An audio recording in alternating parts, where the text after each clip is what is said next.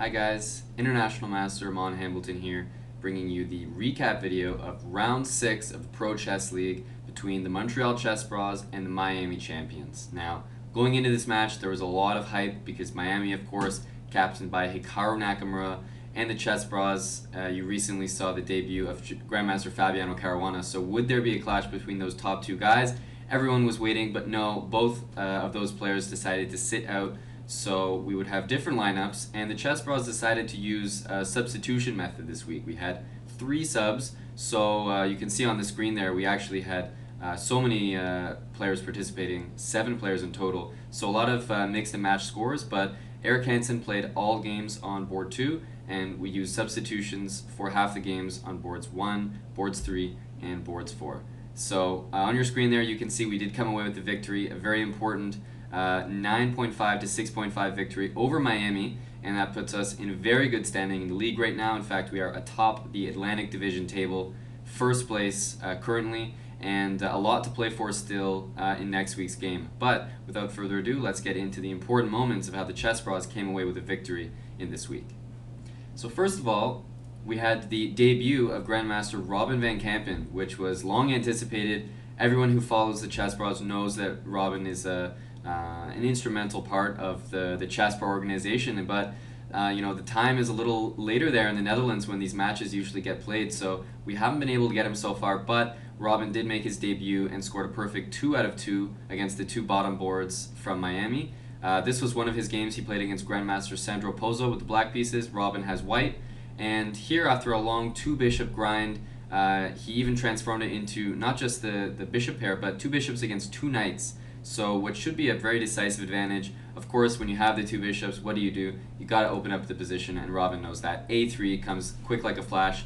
All of a sudden, those 2 bishops are operating on the 2 diagonals towards Black's king, attacking the d7 knight and looking to come on this diagonal, pinning the knight on c5, looking to win material. After rook b8, pawn takes, Robin sees a nice combination here, and everything is forced after takes on b3, c6.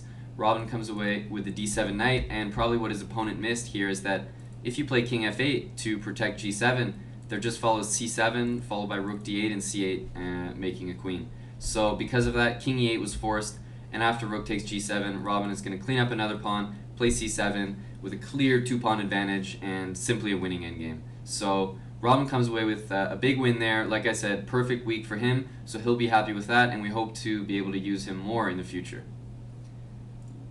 Also making not his debut, but certainly his return after a few weeks' absence is Grandmaster Alexander Lesiege, a pillar in the Montreal chess community, and here he had what I think is Game of the Week candidate, a very clean game with the white pieces over the board 2 for Miami, Quesada Uneski, Grandmaster from Cuba. So here Alexander's playing with the white pieces, and after Black plays the consolidating move Queen d5, although there's a pawn hanging here on h6, and White has played a good game so far to clearly get the upper hand in this position. You can't just take that pawn and maybe surrender b5, and all of a sudden there's some complications there. Instead, a very forcing continuation, knight g6 by Lesiege was found, and now you're going to remove this dark square bishop, followed by taking on h6, and the bishop comes to e5 with a checkmating attack. If this knight would be taken, there would follow queen takes, and after the king goes in the corner, there's simply bishop to e5 to finish things off. So after knight g6, Black played rook e8, and after queen h6, we see the combination in full force, bishop e5, and there's no defense to queen g7 checkmate except to move the rook.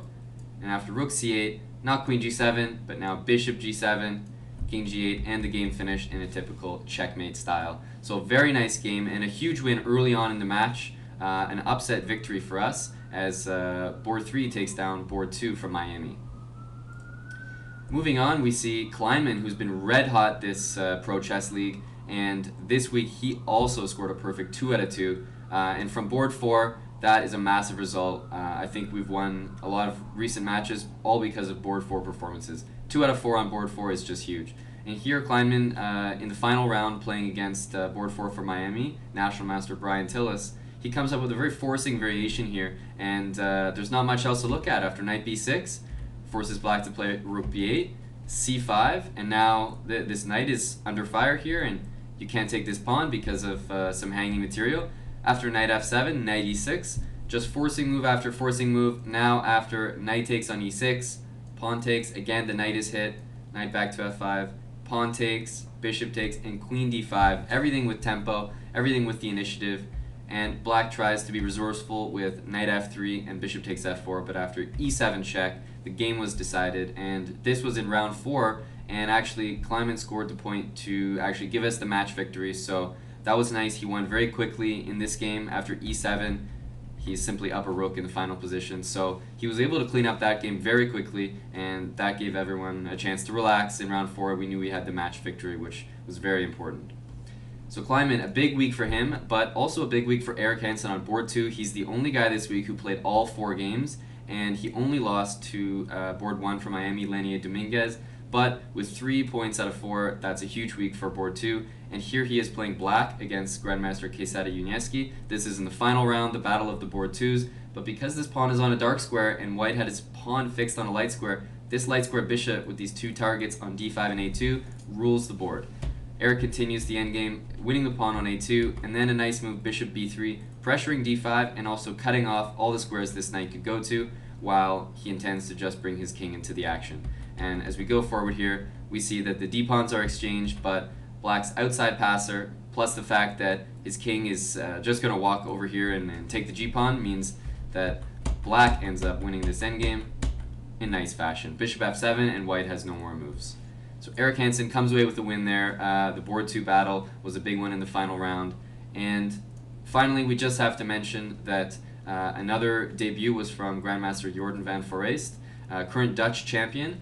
And here he is with the black pieces. Unfortunately, Robin got to play on board 1. The bottom 2 boards, Van Foreest was subbed in for the top 2 boards, a very tough task. He drew against Unieski, but with black against Dominguez, he's doing his best here. After g4, with 1 pawn extra, Dominguez is playing for the win.